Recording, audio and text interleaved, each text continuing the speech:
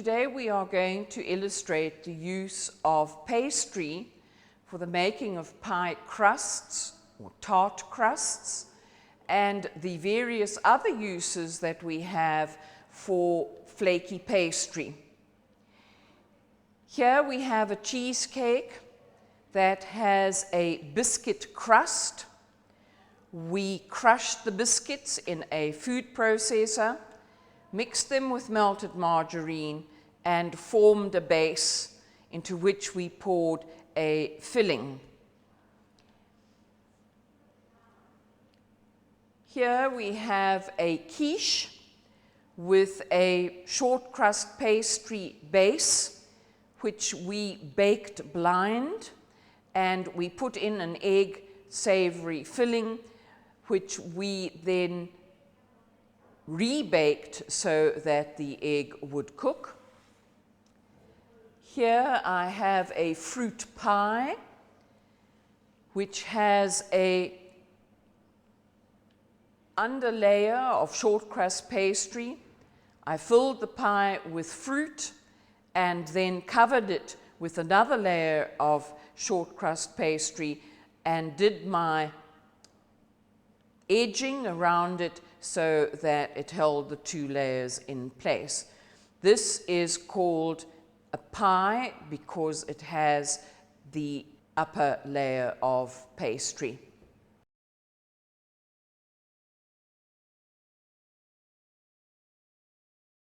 When making a biscuit pie crust,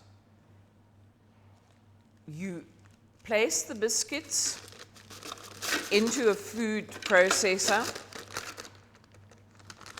Here I have used Mari biscuits, but you can use any biscuit, plain biscuit of your own choice, tennis biscuits or digestive biscuits, coconut tea biscuits, or as I have used here, Mari biscuits.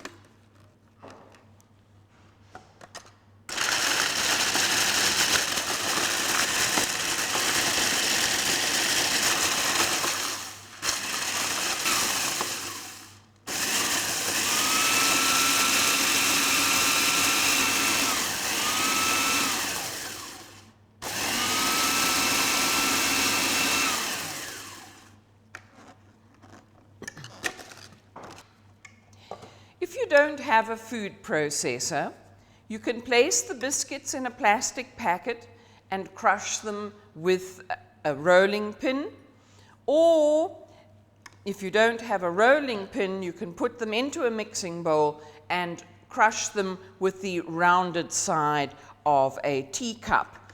I'm going to pour the crushed biscuits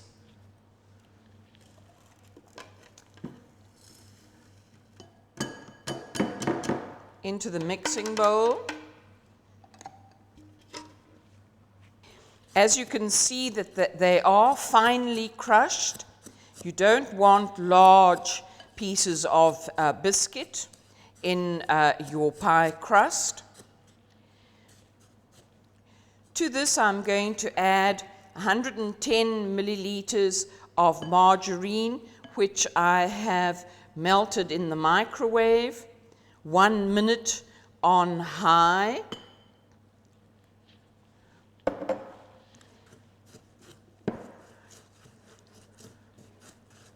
Mix very well so that every single biscuit crumb is well coated with margarine.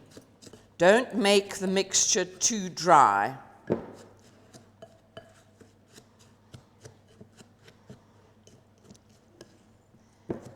This seems to be well mixed. Here I have a large pie plate that has been sprayed with spray and cook.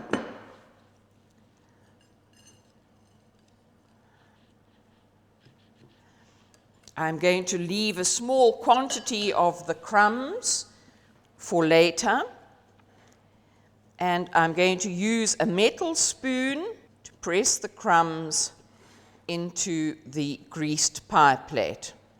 You will notice that I'm using my thumb to prevent the crumbs from going over the sides of the dish. This is a very quick and easy method of making a pie crust. You can also make a savory pie crust by using savory biscuits. Smooth the biscuit crumbs very well, and then place this in the refrigerator for 10 minutes, just so that the butter can harden. Take your cold pie crust and place any type of filling in it that you wish. You can put fruit in it, you can put gelatine mixtures into it, or as I'm going to do today, you can put a cheesecake filling into the pie.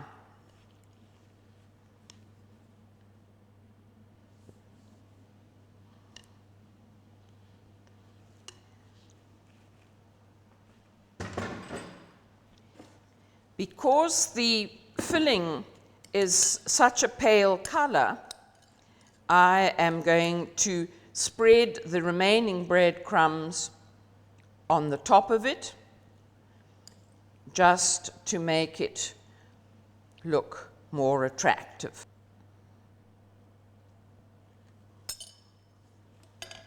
And your filling, your pie with its crust, biscuit crust, now goes into the refrigerator until you need either to serve it for tea or to serve it as a dessert for dinner.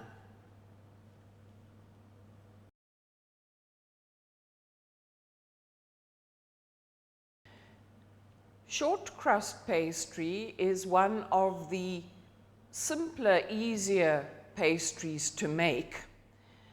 You use cake flour, salt, and margarine to the proportion of 2 flour to 1 margarine. 200 grams of flour to 100 grams of margarine as an example. You rub the margarine into the flour until it looks like coarse maize meal, and then you mix the pastry with iced water using a table knife to keep it as cool as possible until you have the right consistency, which is a soft but not sticky dough. The dough is then placed in the refrigerator for 30 minutes so that it can relax and become cold again. Here I have a piece of short crust pastry. On my tabletop, I have sprinkled a small amount of flour using a flour dredger. I am going to press my pastry out a little with my fingertips, remembering that the best pastry is cold pastry. I'm going to take my rolling pin, place a small amount of flour on that, and then roll the pastry out to the size that I want it.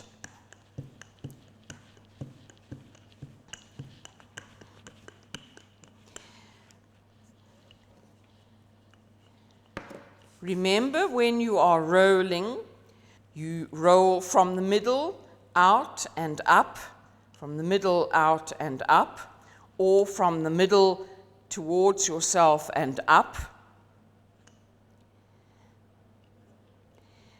You quarter turn the pastry.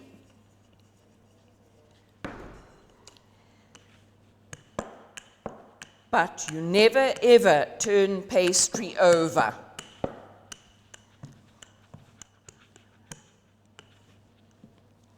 Quarter turn the pastry and roll it further.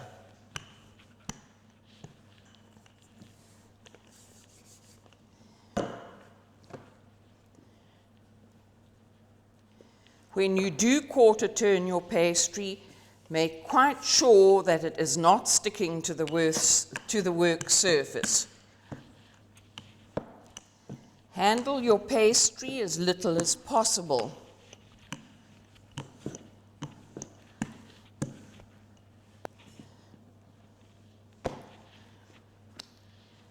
I have here a Pyrex pie dish that has been sprayed with cook and spray.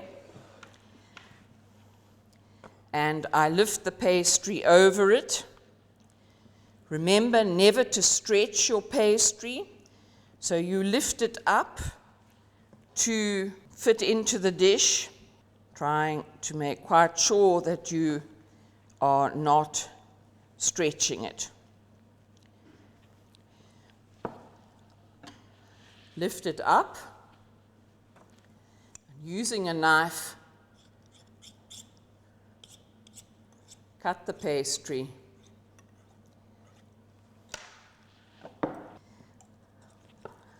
Or you can do it that way around. As you can see, the pastry is inclined to shrink from the sides of the dish, and this is aggravated by heat, so we are going to put an edging on the pastry to try and prevent it happening further. Here I have glaze, which is made from egg and milk, and I'm going to paint the edges of the pastry with the glaze. And I'm going to cut a strip of pastry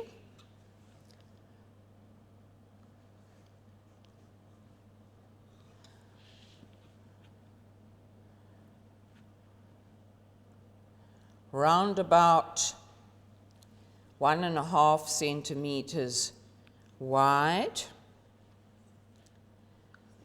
which I am then going to stick on the edge of the pastry and the dish.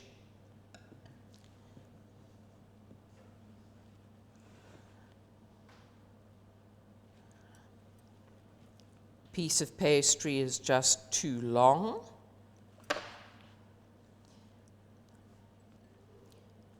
Going to wet the edges and stick them together. Now, to make the pie crust edging attractive, I am going to pinch the 2 layers together and cut. Pinch the 2 layers together and cut. Pinch and cut. And this forms a pattern around the pie dish.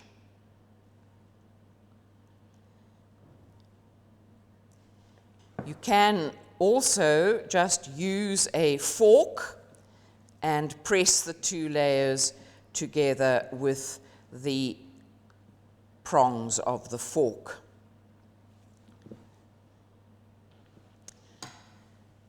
Once again, I'm going to glaze the edge just so that it turns a nice brown in the oven. And now I'm going to illustrate how to bake a pie crust blind. This is a concept used to bake the pie crust and prevent it from blowing up in the middle and using up the space that is meant for the filling. So I have prepared my pie crust. I place a piece of grease-proof paper in the center of the pie crust, and I fill the pie crust with what we call baking beans. These are any type of bean that you then pour on the paper and weigh the pie crust down. If you don't have beans available, you can use rice or lentils. They are all of them just as effective. Now I'm going to place this pie crust in the oven at 220 degrees Celsius for 10 minutes so that the pastry crust can bake. Here I have the short crust pastry pie, which has been baked blind. So now I'm going to remove the baking beans and the paper.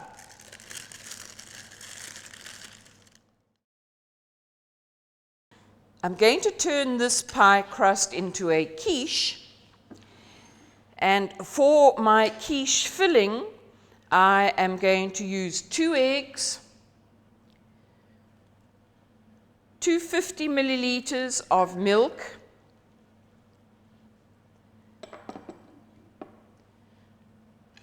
(25 milliliters of flour to stop the syneresis, and 1 milliliter of salt for flavor.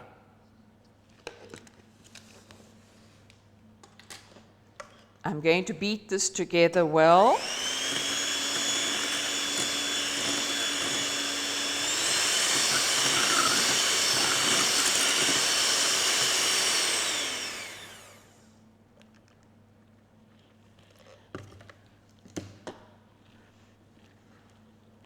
To this, I'm going to add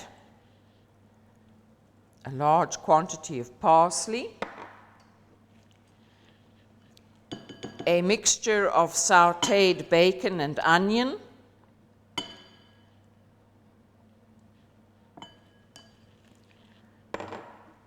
and grated cheese.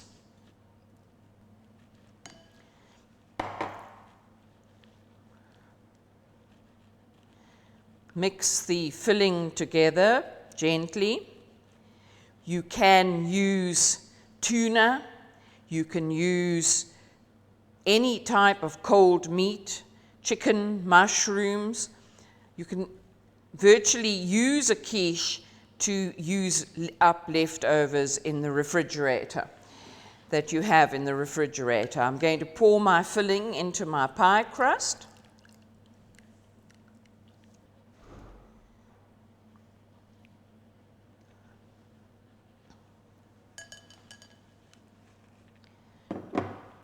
And this goes back into the oven at 180 degrees Celsius for 35 minutes until the filling has set.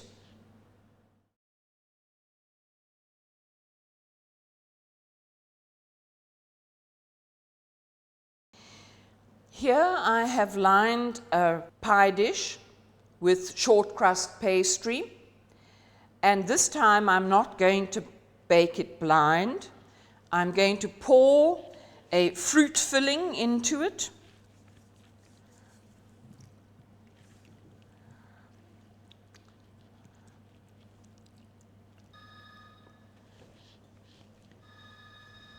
This is a mixture of apple and pineapple, but you can just use raw sliced apple with a mixture of sugar and ground cloves to give it some flavor.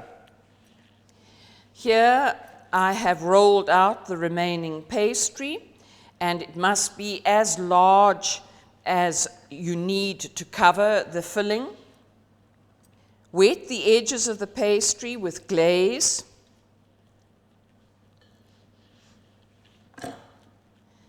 Lift the pastry over the pie and press the 2 layers of pastry together.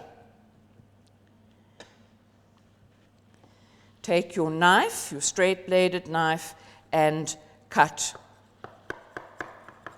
all the way around.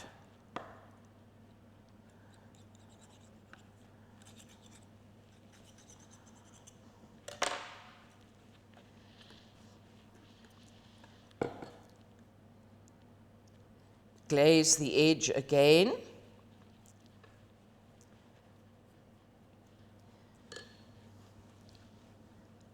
And place the strip of pastry all the way around the edge.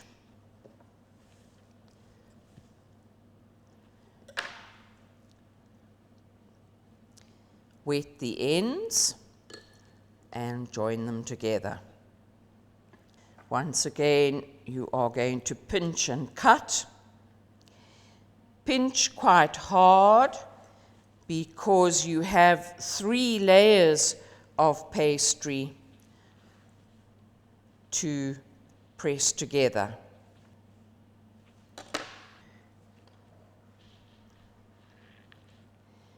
Glaze the whole of the pastry top.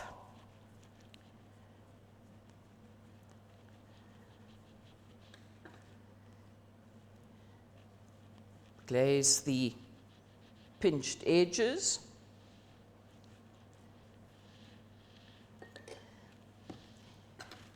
Make a hole in the center of the pie with the point of the knife so that the steam can escape. And if you wish,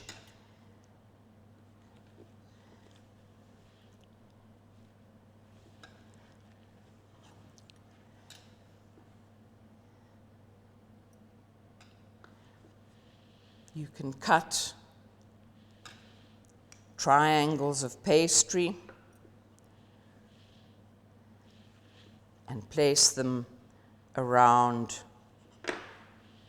the top of the pastry. If you do that, just glaze each one of those. The pie is now ready, the fruit pie is now ready to go into the oven at 200 degrees Celsius until the pastry is cooked and golden brown.